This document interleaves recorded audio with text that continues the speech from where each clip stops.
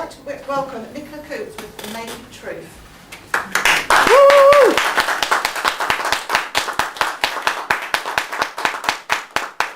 Madam Toastmaster, fellow Toastmasters and welcome guests. Some years back, my boyfriend at the time was a keen naturist and he wanted to take me away on holiday with him. We decided to go to a campsite in the southwest of France at Montalivet called Le Petit Dic. As soon as we arrived, I knew it was going to be great because the site was fabulous. The beach stretched for miles with silver sands and sparkling blue sky. There were wonderful facilities on the resort, from tempting restaurants, stylish boutiques, welcoming clubs and bars. There were restaurants displaying exotic foods, glistening swimming pools, and a range of sporting facilities from golf, badminton, tennis, pétanque. There was even a hair salon which specialised in Brazilians. Looking around me, I was already in a holiday mood because the atmosphere was wonderful. And we hadn't even set up camp yet. As we drove around the site looking for somewhere to put our caravan, I noticed there were signs everywhere. Nacht by the strand! Allez à poil! Go naked!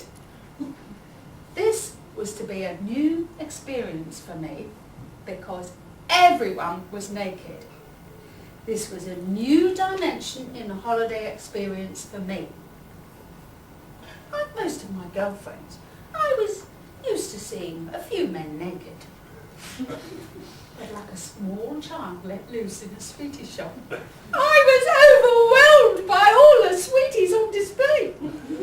There were more varieties than I could have ever imagined possible. And I have to admit, I loved it. But not all a holiday experience was pleasurable. For instance, when you were going shopping, all the assistants were fully clothed. And when I was sitting in a restaurant, I felt very uncomfortable, being served by a waiter wearing a crisp white shirt, a black bow tie and black trousers. I felt his formality was incongruous with my appearance. I felt exposed. And how odd to be going clothes shopping and to be shown into a changing room and have the curtain pulled across. A modesty. How ironic is that? And then shopping for groceries. Well, not so bad because everybody else is naked. Boy, it's jolly chilly in the frozen foods department. But there was one rule, without exception, that everybody kept to. And that was the all-important little towel. For two reasons: safety and hygiene. For safety, because if you want to sit on a chair that's been out in the boiling hot sun all day, you wouldn't want to burn your precious bits and pieces. And for hygiene, well, I'll leave that up to you. You wouldn't want to leave anything behind if you visited someone in their caravan. One thing that I particularly loved about the holiday and which I advocate is a reason for going is the joy of swimming naked. Oh, it feels wonderful with the water swishing around your body, and I highly recommend it to everybody, young or old.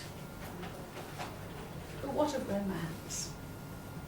Would my boyfriend still be interested in me after having feasted his eyes on naked flesh all day?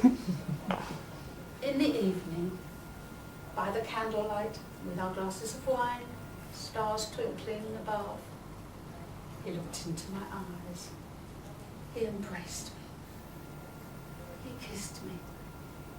And then I felt his hand fumbling with the buckle on my sandal.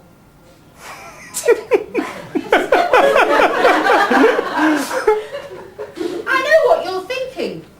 What was the average fellow naturists? Were they Swedish hunks with lovely bodies?